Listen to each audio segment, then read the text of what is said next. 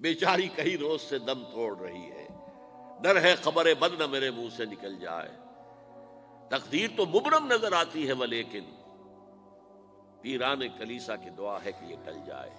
تو پہلی بات میری ختم ہوئی، عالمی نظام خلافت دنیا کی تقدیر مبرم ہے، ہو کر رہے گی، اس میں کسی صاحب ایمان کو کوئی شک، کوئی شبہ، کوئی ریب نہیں ہونا چاہیے۔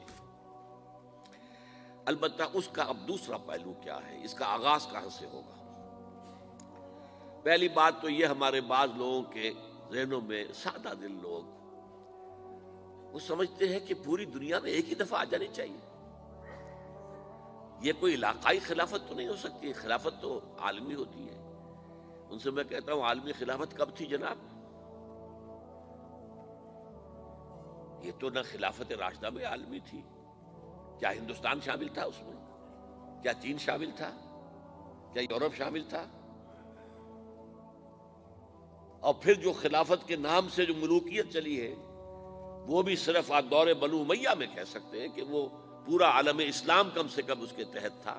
بعد میں خلافت عباس، بنو عباس میں، اور فاطمیین کی خلافت میں، اور آل عثمان جو ہیں آٹومان ٹرکس کی خلافت میں ٹکڑے تھے، حصے بکھرے تھے، کوئی مانتا تھا، کوئی نہیں مانتا تھا۔ اور سب سے بڑی بات یہ، اگر ایک دم پوری دنیا پر خلافت قائم ہو سکتی تو حضور کے دست مبارک سے ہوتی، لیکن نہیں ہوئی۔ نتیجہ کیا نکلا؟ ایک ملک میں حضور نے قائم کر دی، جزیرہ نما عرب، یہاں خلافت قائم ہو گئی، حضور خلیفہ ہے۔ اس کے بعد آپ کے خلفائے راشدین نے پھر اس کو وسعت دی، شرقاً غرباً شمالاً، 3 کالمز نکلے ہیں فوجوں کے، صحابہ کرام کے، 3 کالمز، ایک ایسٹ ورڈ، ایک ویسٹ ورڈ، ایک نارتھ ورڈ۔ ایک عراق کو فتح کرتے ہوئے ایران میں پہنچ گیا، خراسان تک چلا گیا۔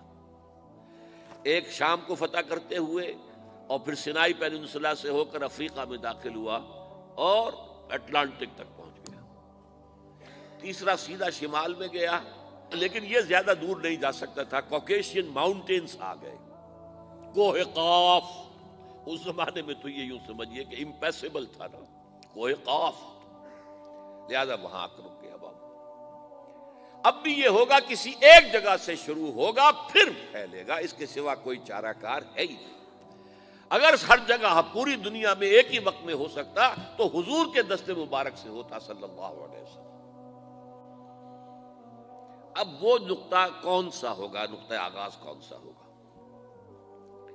اس میں پہلی بات تو میں نے کہا، جو شک کرے گا اس کا پھر ایمان مشکوک ہے، ہوگا، لازماً ہوگا، گلوبل ہوگا، پوری دنیا میں ہوگا۔ کہاں سے شروع ہوگا اس میں آپ اختلاف کر سکتے ہیں، لیکن مجھے تو 2 حدیثیں تو ملی ہیں جن سے یہ اندازہ ہوتا ہے کہ یہ اس مشرقی خطے سے ہوگا، عرب کے مشرق کی جانب کسی ملک سے ہوگا، کسی خطے سے ہوگا۔ وہ حدیثیں بھی اب آپ پڑھ لیجیے پہلے، پھر میں کہہ رہا ہوں یہ خزانہ ہے جو ہم نے آپ کی خدمت میں پیش کیا ہے، کاش کہ آپ اس کی قدر کر سکیں، یہ حدیثیں آپ کو ازبر ہو جائیں، یاد ہو جائیں، لوح قلب پر نقش ہو جائیں۔ ہندوستان اور خراسان یعنی موجودہ افغانستان کا ذکر، ابن ماجہ کی روایت ہے، ان عبداللہ ابن الحارث رضی اللہ تعالی عنہ قال رسول اللہ صلی اللہ علیہ وسلم یخرج ناس من المشرق یؤتئون للمہدی یعنی سلطانہ، یعنی سلطانہ، دونوں طرح سے پڑھ سکتے ہیں۔ حضرت عبداللہ ابن حارث فرماتے ہیں رضی اللہ تعالی عنہ کہ حضور نے ارشاد فرمایا، مشرق کی طرف سے وہ فوجیں نکلیں گی، لوگ آئیں گے جو عرب میں مہدی کی حکومت قائم کریں گے۔ یہ مہدی کون ہوں گے اس کا ذکر میں ذرا بعد میں کروں گا، لیکن نوٹ کر لیجئے کہ مہدی سے پہلے لازماً کسی مشرقی علاقے کے اندر وہ نظام قائم ہو چکے گا، تب وہاں سے فوجیں آئیں گی نا۔ یہ مشرق کون سا ہے؟ عرب کے مشرق میں آپ چلیے، ایران بھی آ جائے گا، افغانستان بھی ہے، پاکستان بھی ہے، اور اگر اسے اور توسیع دیں تو ہندوستان بھی ہے۔ یہ ہے عرب کا مشرق، اس سے فوجیں جائیں گی۔ اس کا کیا مطلب ہے کہ اس میں سے کسی جگہ پر نظام خلافت پہلے قائم ہو جائے گا، تاکہ وہاں سے فوجیں جائیں گی جو جزیرہ نما عرب میں حضرت مہدی کی حکومت کو قائم کریں گی۔ اب دوسری حدیث سنیے، یہ سنن ابن ماجہ کی حدیث تھی جو میں نے آپ کو سنائی، آپ نے پڑھی۔ دوسری عن ابی ہریرہ رضی اللہ تعالی عنہ، یہ ترمذی شریف کی روایت ہے، قال قال رسول اللہ صلی اللہ علیہ وسلم یخرج من خراسان رایات سود لا يردها شیء حتی تنصب بإیلیا۔ خراسان کے علاقے سے سیاہ جھنڈے لے کر فوجیں آئیں گی، ان کا رخ کوئی موڑ نہیں سکے گا، ان کو پیچھے پھیر نہیں سکیں گے کوئی بھی، یہاں تک کہ وہ یروشلم میں جا کر جھنڈے نصب کر دیں گے۔ ایلیا حضور کے زمانے میں یروشلم کو کہتے تھے۔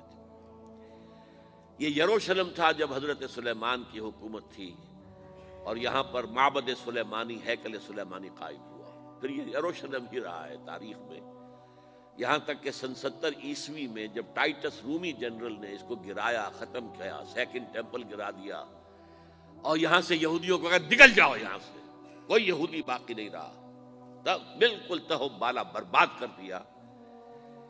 اس کے کوئی 150 سال بعد ہیڈریان، رومن ایمپرر ہیڈریان، اس نے پھر دوبارہ آباد کیا اس شہر کو۔ 150 سال تک یہ بالکل بنجر اور بالکل غیر آباد پڑا تھا۔ اب ہیڈریان نے جب آباد کیا تو اس کا نام ایلیا رکھا، اب یروشلم نام نہیں تھا۔